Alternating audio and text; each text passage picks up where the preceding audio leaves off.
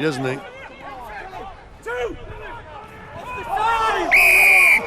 Civetta straight through on Will Homer. Just go away. And there's a bit of afters as well. Lads, take yourself. Take him away. Just take him away. Will Homer back on his feet. It's a really good sign. Back on his feet. Richard Mayhew's. Okay, can you just have a look at that clear out? I think it's from Doncaster 5. Okay, I'm quite interested in where his head goes on that clear out on the 9. Okay, so we're looking at the clear out and to see whether there's any further collision. Yeah. Okay, leave it with us. Mayhew straight into the referee. Civetta's come straight through. His head on head. It's a no arms, but it's a no arms tackle. It's head on head, but he's actually gone forward. Has he made any attempt to make the tackle or get the ball? The arms, Matt, well, are there. Regardless of what's gone on, you can't then come in and start shoving players around. Okay, I'll have a word with them. All right. What we're going with, sir? Don't know yet. It's up with the TMO. Still looking here. Thank you.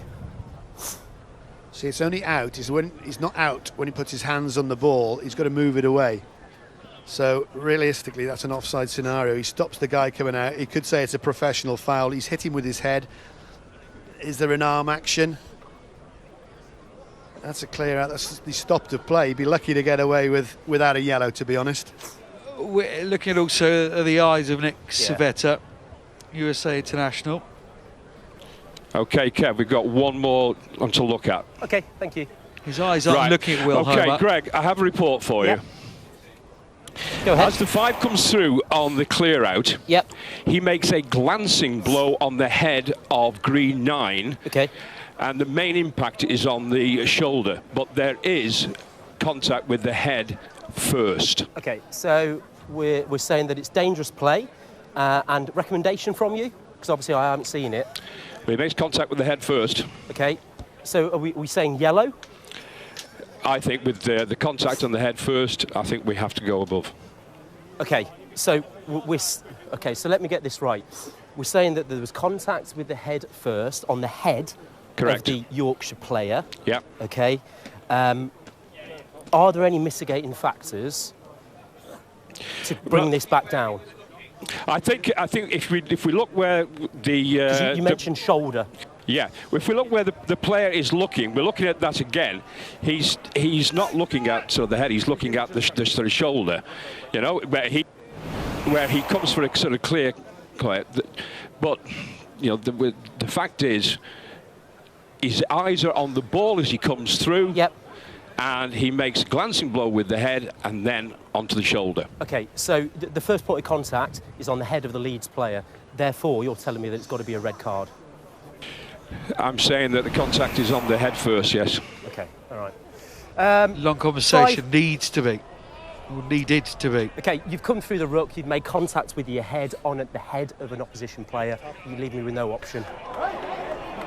Head on head contact. Can you just give me, a mark, please? Red card. Where the ball is, or for Nick Civetta. Tim, do you know? And that is going to change the complexion of this game completely.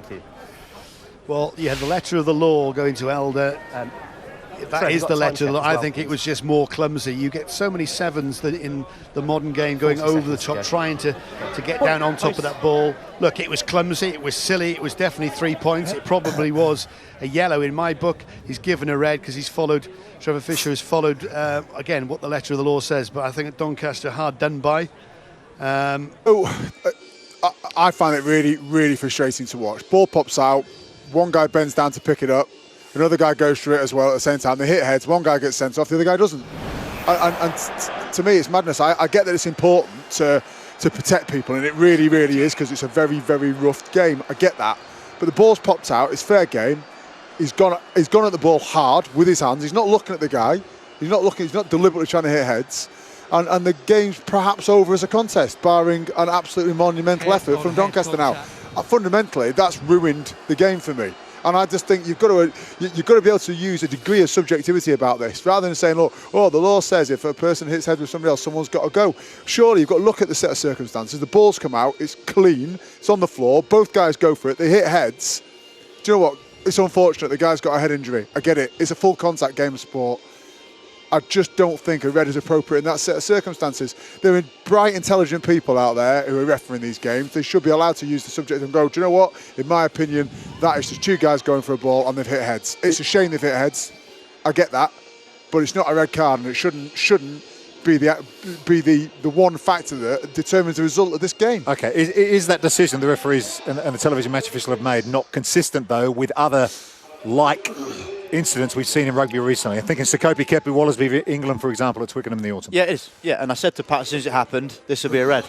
Because the referee has a certain set of criteria he has to adhere to that are set by the governing body, that if is seen that he's led with his head, and albeit we're not saying he's playing the 9, that was a different situation, his head hit the head of another player, and in the terminology of what the referees are accountable for, send them both off them. But the 9 was going down to pick the ball up. And he's going down to pick the ball up. He's going down just to because clear he's doing out. it more aggressively, he gets readied. He gets. To me, I just don't think that's a red. His reaction on the floor. His reaction was interesting, Pat, wasn't it? He did seem to look like he knew what was coming.